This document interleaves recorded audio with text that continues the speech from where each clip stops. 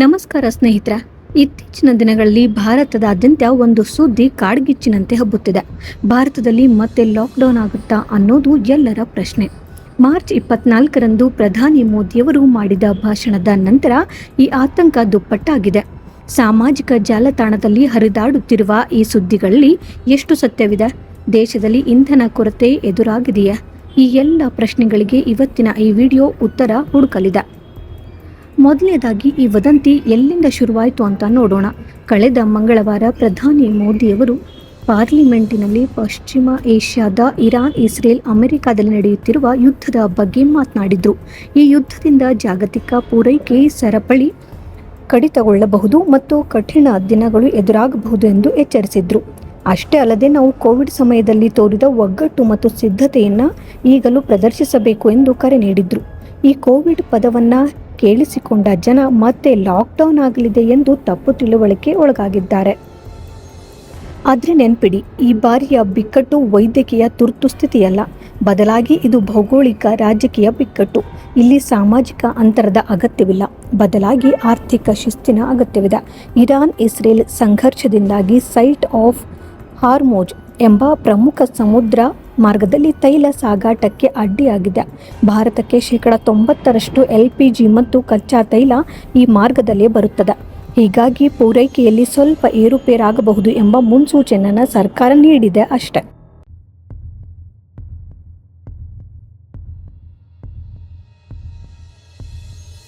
ಈ ಸುದ್ದಿಯನ್ನ ಕೇಳಿ ಜನರು ಪೆಟ್ರೋಲ್ ಬಂಕ್ಗಳಿಗೆ ಮುಗಿಬೀಳುತ್ತಿದ್ದಾರೆ.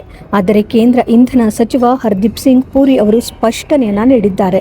ದೇಶದಲ್ಲಿ ಲಾಕ್ಡೌನ್ ಮಾಡುವ ಯಾವುದೇ ಪ್ರಸ್ತಾಪನೆ ಸರ್ಕಾರದ ಮುಂದಿಲ್ಲ.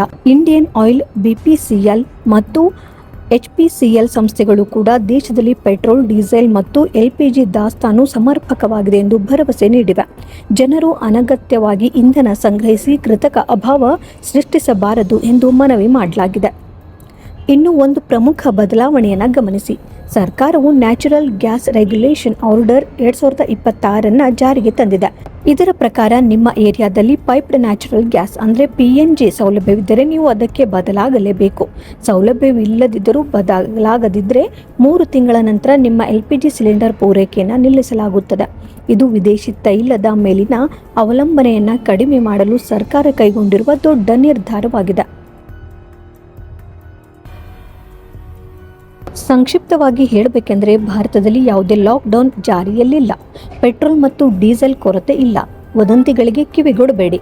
ಗ್ಯಾಸ್ ಪೈಪ್ಲೈನ್ ಇರುವವರು PNGಗೆ ಬದಲಾಗುವುದು ಕಡ್ಡಾಯವಾಗುತ್ತದೆ. ಜವಾಬ್ದಾರಿಯುತ ನಾಗರಿಕರಾಗಿ ಸತ್ಯಾಂಶವನ್ನು ಮಾತ್ರ ನಂಬಿ. ಈ ಮಾಹಿತಿಯನ್ನು ನಿಮ್ಮ ಕುಟುಂಬ ಮತ್ತು ಸ್ನೇಹಿತರಿಗೆ ಶೇರ್ ಮಾಡಿ. ಅವರ ಆತಂಕವನ್ನು ದೂರ ಮಾಡಿ. ಇಂತಹ ಇತ್ತೀಚಿನ ಸುದ್ದಿಗಳಿಗಾಗಿ ನಮ್ಮ ಚಾನಲನ್ನು ಸಬ್ಸ್ಕ್ರೈಬ್ ಮಾಡೋದನ್ನು ಮರಿಬೇಡಿ. ಲೀಗಲ್ ಅಪ್ಡೇಟ್ಗಾಗಿ, ಕಾನೂನಿನ ಮಾಹಿತಿಗಾಗಿ ನಮ್ಮ ಚಾನಲನ್ನು ಸಬ್ಸ್ಕ್ರೈಬ್ ಮಾಡಿ. ಜೈ ಹಿಂದ್, ಜೈ ಕರ್ನಾಟಕ.